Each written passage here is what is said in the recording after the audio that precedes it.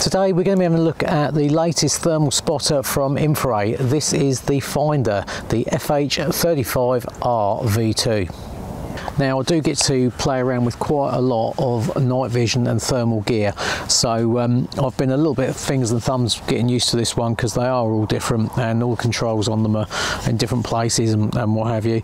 But let's have a quick run through the features and functions of this little unit.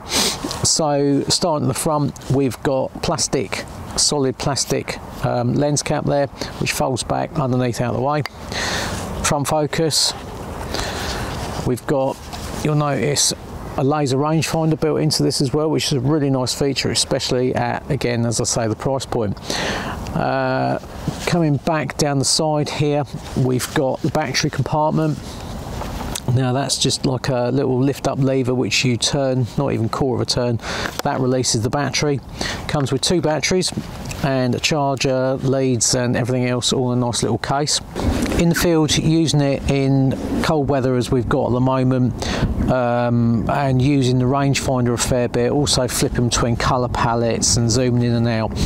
I probably realistically got about 4 hours on the battery life. The spec says 6 hours, but I think that's probably a little bit optimistic in normal kind of conditions.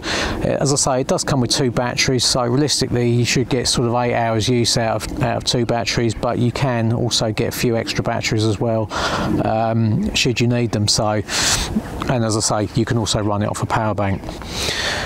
Coming back from that, there's a little wheel on the side there which just adjusts for the focus for your eye, and you've also got a little sensor there just next to the eyepiece which works to cut the unit on and off as you bring it up to your eye. Rubber eye cup, good grippy sort of textured body to it. You've got on the top here, you've got 4 buttons. So the first one in the middle is your power button, then you've got a menu button, and coming back from that, the middle one there is your laser rangefinder, and it also acts as one of the scroll buttons for the menu. And coming back from that, you have got a record button, so you've got recording as you'd expect now on most thermal and night vision devices. You can record video and images. That all just gets recorded straight to an inbuilt memory. Underneath, you've got your little covered charging ports there, so you can plug in an external battery pack if you wanted to. You can run it for like a power bank, and you've also got a little tripod mount if you want to mount it on a tripod. So you've got a lanyard comes with it, and that attaches to the side there. The other thing, if this was my unit, I would probably do away with the rubber eyepiece on here.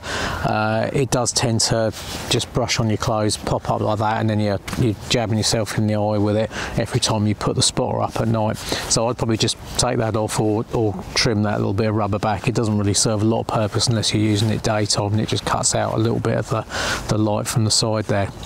We've got a 640 by 512 12 micron sensor in there, 35mm lens, and with this you should be able to detect a man-sized object at around about 1300 meters.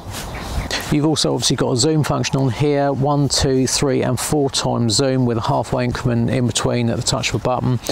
The only thing that it's not really a niggle, it's just something you'd obviously get used to, but you do have to press the memory button first to access that, along with your colour palettes and brightness settings. So I think that pretty much wraps up the Infrared Finder FH35R V2. It's quite a mouthful, but yeah, nice little unit. Only weighs 320 grams.